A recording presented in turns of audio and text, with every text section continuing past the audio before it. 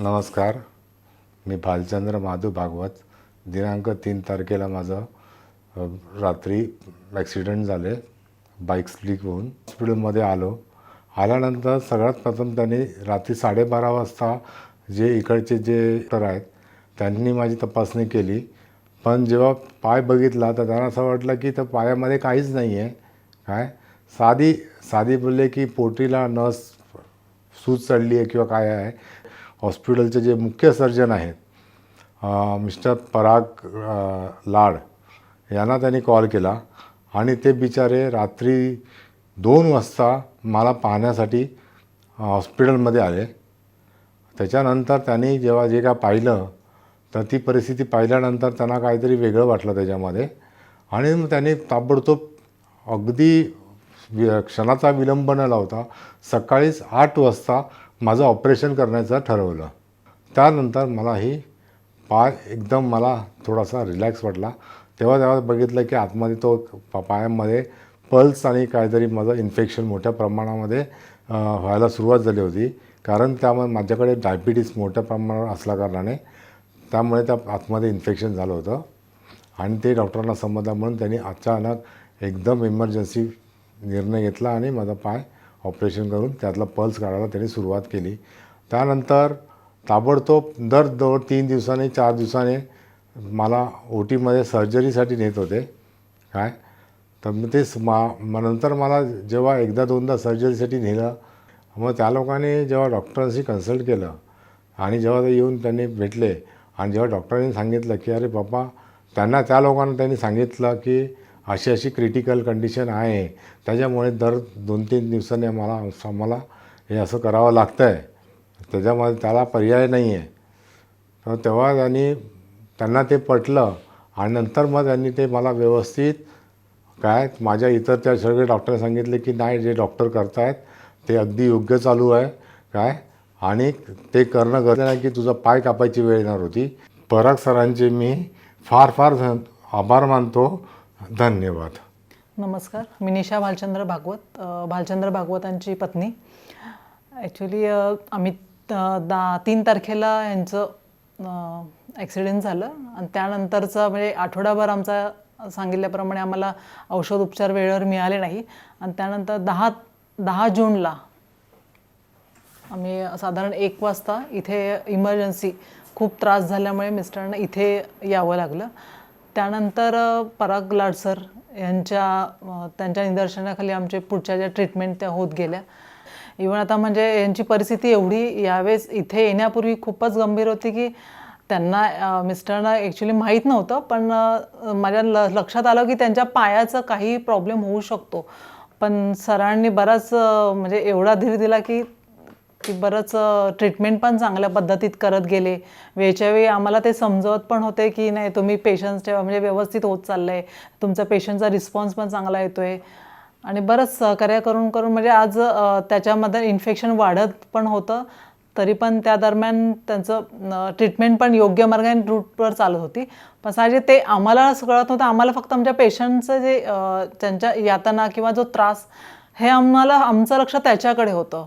पण इथला प्रोग्रेस आमच्याला पण मग वेळेच्या सर सांगत होते. पण अगदी मध्यरात्रीसुद्धा जर काही त्रास होतच असेल तरी इथले म्हणजे स्टाफ RMO हे म्हणजे वेळच्या वेळी पराग लाड सरांशी कन्सल्ट करायचे.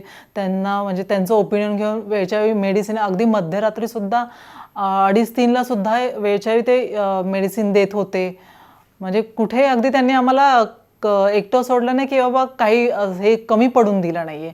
त्यामुळेच आमचा हा प्रवास खरंच मला म्हणजे आयुष्यात माझ्या लक्षात राहील आणि शक्यतो अशी वेळ कोणावर येत नाही, पण माझ्या आयुष्यात म्हणजे पहिलीच वेळ आणि पहिलाच एवढा की स्ट्रगल मी फेस करते. पण त्याच्यातूनही पण मी आता म्हणेल की माझं कुठेतरी नशीब नाही एवढाच. कारण इकडे म्हणजे गेटवरच एंट्री केल्याच अगदी म्हणजे यांचा वॉचमॅन पासून सगळे म्हणजे बिलिंग स्टाफ म्हणा, त्यांचे नर्सिंग स्टाफ, त्यांचे मामा सगळे म्हणजे अगदी पराग सर. आम्ही इव्हन आमच्या व्हॉट्सअपवर सुद्धा आम्ही काही म्हटलं सर त्यांना असं होतंय तर दुसऱ्या क्षणाला पराग सरांचा लगेच रिप्लाय यायचा की ओके फाईन मी तुम्हाला म्हणजे सांगतो किंवा काहीतरी लगेच इन्स्ट्रक्शन मिळायच्या, लगेच RMO पटकन म्हणजे आम्हाला म्हणजे ट्रीटमेंट वगैरे फटाफट मिळायच्या. असं कुठे आम्हाला एकटं पडत नव्हतं आम्ही.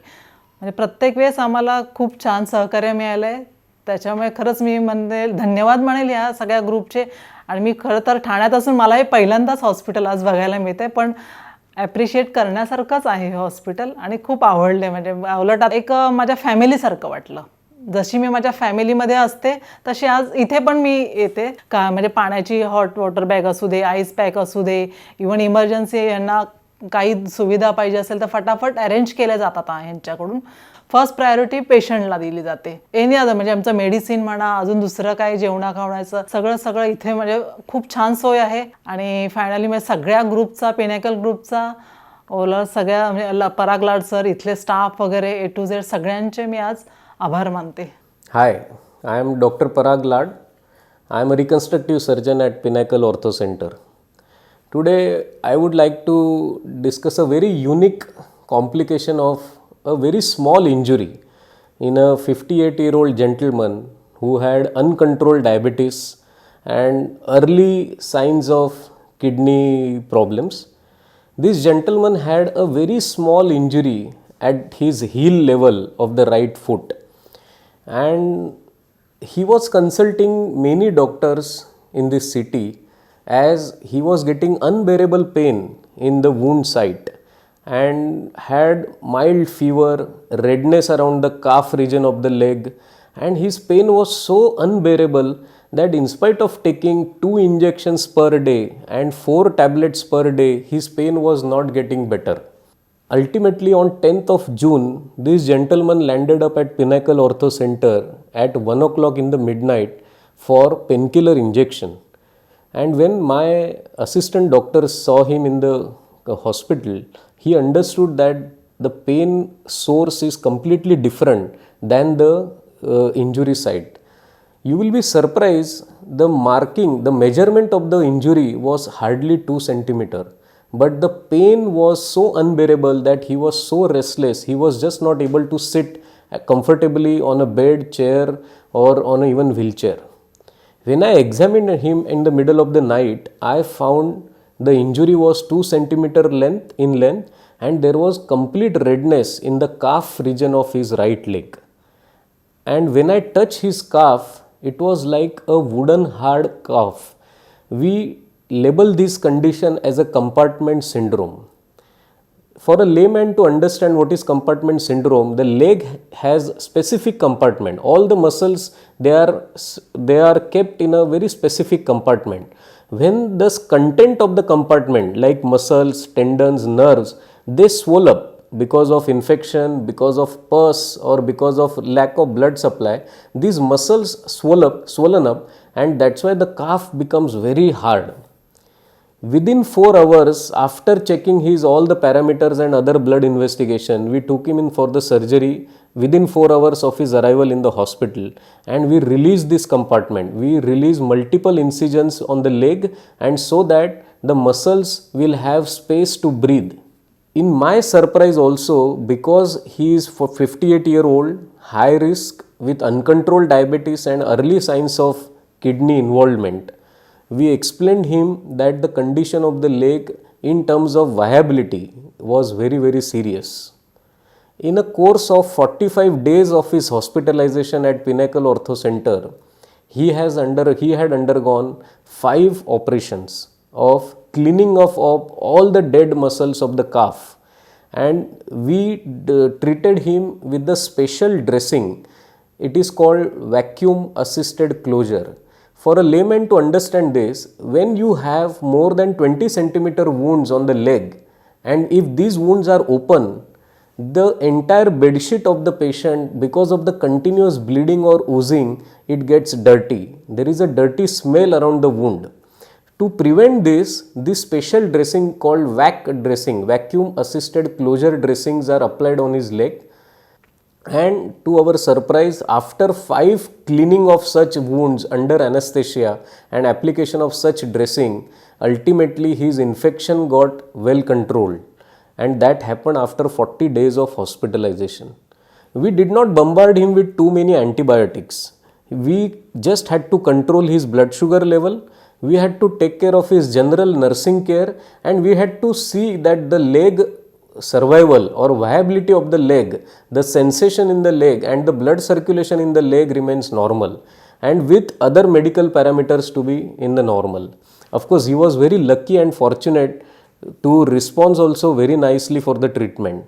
The last operation, I myself with my plastic surgery colleague, we covered the wound. If you ask me the dimensions of the wound, he had injury of 2 centimeter at the heel region of the ankle, and at 5th cleaning, the wound size was 50 centimeter by 10 centimeter in location.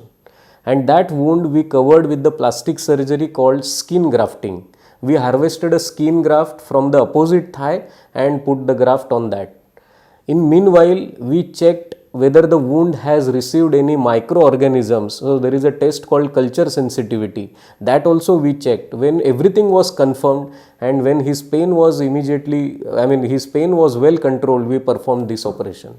Ultimately, on 45th day, this gentleman with normal sugar values and normal kidney function, with walking on his right leg without putting a weight with the walker, got discharged. In future, if you have any queries regarding any wound that is not healing in particular time, we would request you, or we would consider you to log in on our website or consult us at Pinnacle Ortho Center. Thank you very much.